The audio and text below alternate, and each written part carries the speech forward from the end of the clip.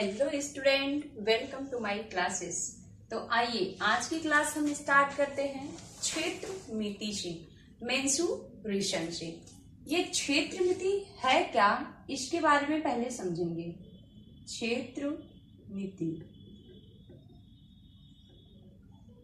क्षेत्र मिति देखिए अध्याय 13 क्लास 6 की बुक मैंने लिया है, लेकिन बेनिफिट क्लास 6 और 7 को दोनों होगा। अगर आप दोनों वीडियो देखेंगे तो दोनों के लिए सेम चीजें हैं। हम क्षेत्र मिति में क्या पढ़ते हैं, परिमित एवं क्षेत्रफल। इसका एक दिया हुआ है कि क्राइटेरिया कि इसमें परिमित, परिमाप और क्षेत्रफल पढ़ना है। तो कैसे कैसे क्षेत्रफल हम पढ़ेंगे, इसमें वर्ग के बारे में पढ़ेंगे। वर्ग क्या होता है, जैसा कि आज हम क्लास में समझाए, वर्ग क्या होता है, आयत क्या होता है, इन सबका क्षेत्रफल हम कैसे निकालते हैं, दोनों में क्या समानता है, इन सब के बारे में डिटेल से पढ़ेंगे। तो क्षेत्र मिति में मतलब किसी भी वर्ग का, किसी भी आयत का हम क्षेत्रफल कैसे ज्ञात करेंगे। किसी भी आकार का, कोई जरूरी नहीं कि वर्ग या आयत ही हो, किसी भी आकार का, किसी चार कुंडे, किसी गोलाकार, किसी खेत का, किसी फील्ड का, मैदान का आप क्षेत्रफल कैसे ज्ञात कर सकते हैं, तो उन सभी के बारे में हम पढ़ेंगे। तो इसमें कुछ सूत्रों की जरूरत होती है। जैसे आप पहले सूत्र से परिचित हो जाएं, उसके बाद हम आपको एक एक करके क्वेश्चन लेते हैं। तो पहले हम लेते हैं वर्ग। जैसे जैसे हम लिखेंगे आप वैसे वैसे लिखेंगे। वर्ग लेते हैं। वर्ग क्या होता है, जिसमें चारों भुजाएं समान होती हैं। ऐसी आकृति जिसमें चारों भुजाएं समान और चारों कोण समान होते हैं, वो वर्ग कहलाता है। इसका क्षेत्रफल निकालने के लिए, वर्ग का क्षेत्रफल निकालने के लिए हमें इसमें एक भुजा यह है ना, यह भुजा ए मान लेते हैं, इस भुजा का नाम ए दे देते हैं। तो एक भुजा क्षेत्रफल निकालने के लिए किसी एक भुजा का वर्ग कर देंगे तो क्षेत्रफल निकल के आ जाएगा, यानी भुजा स्क्वायर, भुजा का वर्ग, ये हो जाएगा वर्ग का क्षेत्रफल। अब देखिए दूसरा फॉर्मूला है वर्ग का परिमाप। वर्ग का परिमाप, परिमाप मतलब होता है कि चारों तरफ से उसकी माप, चारों तरफ से उसकी माप। इसको हम चारों तरफ से मापेंगे तो यह कितना घेरा लिए हुए है। जैसे अगर हम किसी रस्सी से इस वर्ग को अगर यहाँ से रस्सी रखें ऐसे ऐसे ऐसे ऐसे, तो हमको कितनी मीटर रस्सी की जरूरत पड़ेगी, वही उसका, जितनी मीटर रस्सी की जरूरत पड़ेगी वही उसका परिमाप है। तो वर्ग का परिमाप बराबर होता है 4 गुने भुजा। ऐसा क्यों? क्योंकि सभी भुजाएं बराबर हैं, और सभी भुजाएं बराबर हैं तो इसमें 4 भुजा है, तो 4 में भुजा का गुना कर देंगे तो हो जाएगा वर्ग का परिमाप। अगर अभी नहीं समझ में आएगा तो क्वेश्चन जब पूछेगा तो आपको समझ में आ जाएगा। देखिए अब हम लेते हैं आयत। क्या लेते हैं? आयत। आयत का क्षेत्रफल, आयत का क्षेत्रफल। आयत का क्षेत्रफल क्या होता है? आयत कैसा होता है? इस तरह देखिए, इस तरह का होता है। आयत और वर्ग में क्या अंतर है? आयत और वर्ग में हमको क्या डिफरेंसेस दिखते हैं? देखिए आयत की आमने सामने की भुजाएं बराबर होती हैं। ये दोनों भुजा बराबर है और ये दोनों भुजा आपस में बराबर है। आमने सामने की भुजा बराबर होती है, जबकि वर्ग में चारों भुजाएं बराबर होती हैं। तो एक समानता पाई जाती है। अगर हम कहें कि आयत में आमने सामने की भुजा बराबर होती है, तो वर्ग में भी तो आमने सामने की भुजा बराबर होती है। जब इसकी चारों भुजाएं बराबर होती हैं तो आमने सामने की बराबर होंगी ही, श्योर है। तो इससे कहा जा सकता है कि वर्ग जो है यह आयत हो सकता है। क्यों? कैसे? क्योंकि हम कह रहे हैं वर्ग के आयत के आमने सामने की भुजा बराबर होती है। यहाँ देखिए इसके सामने आमने की भुजा बराबर है और ये आपस में बराबर है। तो उसी तरह वर्ग की भी आमने सामने की भुजा बराबर, इसका ये दोनों बराबर हैं। इसकी तो चारों भुजाएं बराबर होती हैं। इसलिए हम कह सकते हैं कि कि वर्ग एक आयत हो सकता है। ऐसे स्टेटमेंट आपसे पूछा जाएगा, वर्ग एक आयत हो सकता है, हो सकता है, यह कथन सत्य है या असत्य है? तो वर्ग एक आयत हो सकता है, तो आप बताएंगे कि यह कथन सत्य है। ठीक है, तो आयत का क्षेत्रफल हम कैसे निकालेंगे? आयत का क्षेत्रफल बराबर लंबाई गुणे चौड़ाई, मतलब जितनी लंबाई होगी आयत की उतना गुणे चौड़ाई, जितनी उसकी चौड़ाई होगी। और वर्ग का परिमाप कैसे निकालेंगे? आयत का परिमाप बराबर 2 गुणे लंबाई प्लस चौड़ाई। हमारे साथ लिखते आइए, 2 गुणे लंबाई प्लस चौड़ाई, यह निकल जाएगा आयत का परिमाप।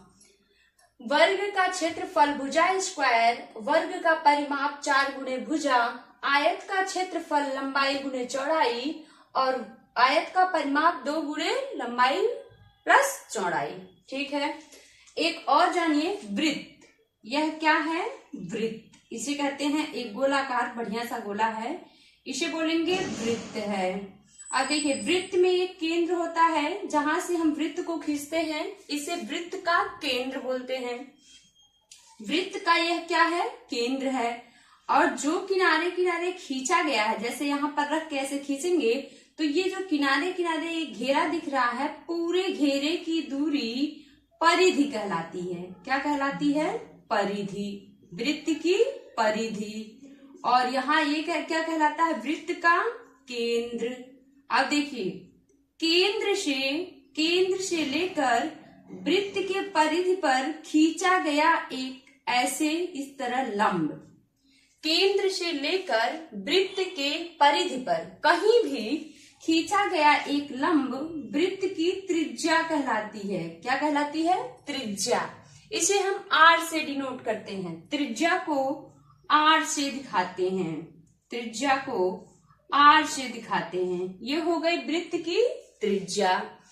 और अगर हम पूरे सेंटर को मिला दे, केंद्र से होते हुए वृत्त की परिधि, केंद्र से होते हुए पूरा खींचा गया परिधि से परिधि तक की सबसे बड़ी त्रिज्या को हम वृत्त का व्यास कहेंगे। देखिए, यहां से यहां तक की खींची गई दूरी को हम वृत्त का व्यास कहेंगे।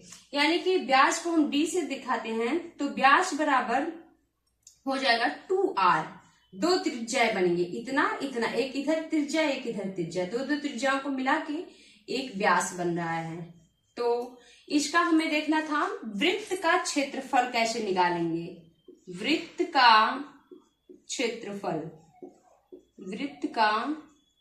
क्षेत्रफल बराबर पाई आर स्क्वायर, जहां हम पाई का कैलकुलेट वैल्यू 22/7 है। ये पहले से मुझे ज्ञात है। माना जाता है कि पाई का एग्जैक्ट वैल्यू 22/7 है। तो वृत्त का क्षेत्रफल हम निकालेंगे पाई आर स्क्वायर से। वृत्त का परिमाप मतलब वृत्त का वही परिधि कि वृत्त, अगर एक वृत्त बनाना है मुझे जमीन पर, तो मुझे गोल सी कितनी बड़ी रस्सी चाहिए, तो उसको निकालने के लिए 2 पाई आर, 2 पाई का मान 22/7 और कितनी त्रिज्या है उसकी त्रिज्या का गुना कर लेंगे। तो आप इन सभी सूत्र को, इधर से 2 सूत्र इधर हैं, 2 इधर, 4 और 2 इधर, 6 सूत्रों को अपने कॉपी में नोट करेंगे और इसको याद रखेंगे, तभी हम क्षेत्रमिति पढ़ पाएंगे। चलिए आगे हम बताते हैं किस तरह के क्वेश्चन पूछे जाते हैं और हम कैसे उसको सॉल्व करते हैं। आइए, अगर आपको ठीक से पढ़ना है तो कंटिन्यूअस पढ़ते जाएंगे, कंटिन्यूअस पढ़ेंगे तभी आपको इसका बेनिफिट मिलने वाला है। अगर कंटिन्यूअस नहीं पढ़ेंगे तो कोई फायदा नहीं होगा। देखिए, क्षेत्रमिति में हम कैसे निकालते हैं, कैसे कैसे क्वेश्चन पूछे जाते हैं, कैसे कैसे दिया जाएगा, आपको वह पता चलेगा। हम आपकी ही बुक से एक क्वेश्चन देख के बताते हैं कौन सा क्वेश्चन हमको कैसे पूछा जाता है। देगा, इसमें दिया हुआ है एक आयताकार बगीचा 40 मीटर लंबा और 30 मीटर चौड़ा है। 40 मीटर लंबा मतलब लंबाई में 40 मीटर है और चौड़ाई में 30 मीटर है। लंबा ज्यादा है और चौड़ा कम है। चलिए ठीक है, एक बागीचा बना दिए। यह कैसा बागीचा है? एक आयताकार बागीचा 40 मीटर लंबा और 30 मीटर चौड़ा है। उसकी परिमित ज्ञात कीजिए, मतलब परिमाप ज्ञात कीजिए। परिमाप मतलब क्या होता है कि अगर हमको यहां से लेके शुरू करना हो तो हम किसी रस्सी को रखें तो यहां से यहां, यहां से यहां, यहां से यहां और यहां से यहां तक कितनी मीटर रस्सी की जरूरत पड़ेगी, पूरा घेरा उसका कितना है, वही मुझे ज्ञात करना है। तो हम अभी अभी आपको बताए हैं कि हम आयत का परिमाप कैसे ज्ञात करेंगे। देखिए, हम एक फॉर्मूला बताए हैं। आयत का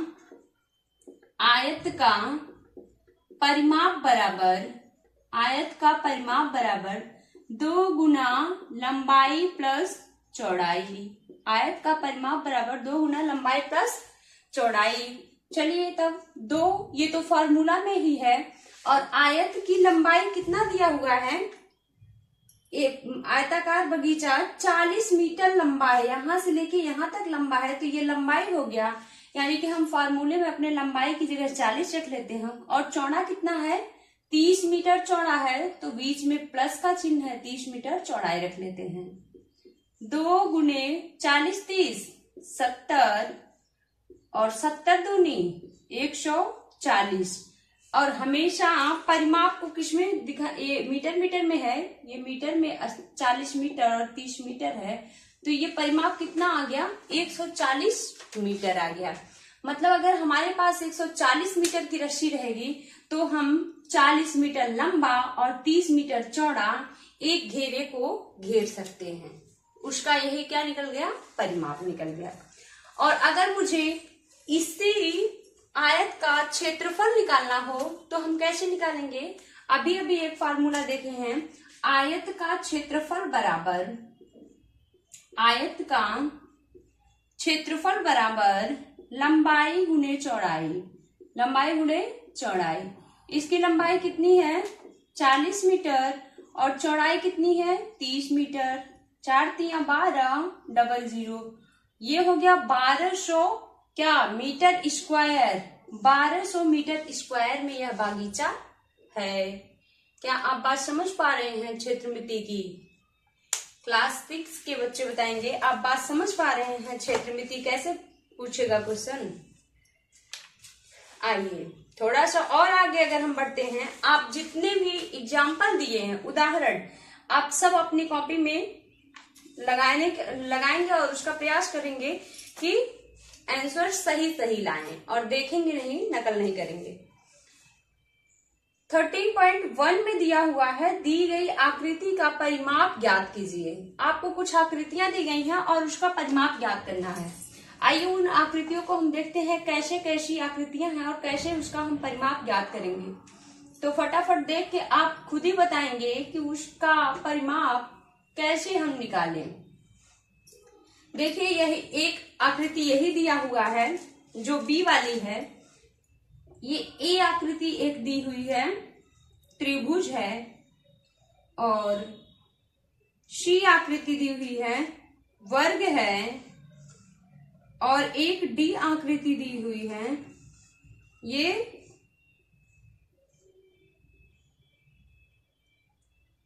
षटभुज है। क्या है? षटभुज है। चलिए अब देखिए, यहां पर इसकी लंबाई 6 सेंटीमीटर और इसकी चौड़ाई 2 सेंटीमीटर और ये 4 सेंटीमीटर, 5 सेंटीमीटर और 5 सेंटीमीटर और ये 11 सेंटीमीटर, ये भी 11 सेंटीमीटर, ये भी 11 सेंटीमीटर, ये भी 11 सेंटीमीटर, सब 11-11 सेंटीमीटर हैं। और ये सब 2 सेंटीमीटर, ये भी 2 सेंटीमीटर, ये भी 2, ये भी 2, ये भी 2, ये भी 2, सब बराबर हैं। देखिए अब इसका हम परिमाप कैसे निकालेंगे, मतलब इसके चारों ओर कितनी रस्सी लगेगी घेरने के लिए। तो आयत का परिमाप हम जानते हैं 2 गुणे लंबाई प्लस चौड़ाई। तो आयत का परिमाप बराबर 2 गुणे लंबाई इसकी कितनी है 6 प्लस 2, तो हो जाएगा 2 गुणे 6 2 8, 8 दूना 16 सेंटीमीटर। यह निकल गया आयत का परिमाप। देखिए त्रिभुज का परिमाप, त्रिभुज का परिमाप इसको हम कैसे निकालेंगे, इसको देखिए हमको इसमें फॉर्मूला भी लगा सकते हैं, लेकिन यहां से आप बेसिक अगर देखेंगे यहां से यहां तक 4 सेंटीमीटर, यहां से यहां तक 5 सेंटीमीटर, यहां से यहां तक 5 सेंटीमीटर, तो 5 5 10 और 4 14 सेंटीमीटर। और ये वर्ग का परिमाप, इसका परिमाप निकालने के लिए अगर हम क्या करेंगे, यहां से यहां तक 11 है, फिर यहां से यहां तक 11, 11 दूना 22, यहां से यहां तक 11, 11 3 33, 11 4 44 सेंटीमीटर। समझ पा रहे हैं। और अगर हम वर्ग का परिमाप निकालें तो 4 गुणे भुजा, यानी 4 गुणे 11 बराबर 11 4 44। अब ये देखिए 6 भुजाएं हैं, इन 6 भुजाओं का परिमाप निकालने के लिए हम 6 गुणे 1 भुजा कर दें, 6 दूना 12 सेंटीमीटर। मतलब परिमाप का मतलब आपको टोटल घेरा समझना है, पूरे घेरे को काउंट कर लेना है, गिन लेना है। तो यहाँ से 2 सेंटीमीटर, 2 2 4 2 6 2 8 2 10 2 12, ये 11 दूनी 22, 11 3 33, 11 44, ये 5 5 10 4 14, और इसका हम फॉर्मूला लगा के 16 सेंटीमीटर निकाल लें। क्या आप यहां तक समझ पाए? यस या नो में कमेंट कीजिए। अगर नहीं समझ पाए तो फिर से समझने का प्रयास कीजिए और इसी वीडियो को आप दोबारा देखिए तो आप समझ जाएंगे। और जो बच्चे समझ गए वो नेक्स्ट क्लास को देखिए, हम दूसरा क्लास दूसरे क्वेश्चन से स्टार्ट करते हैं। Thank you.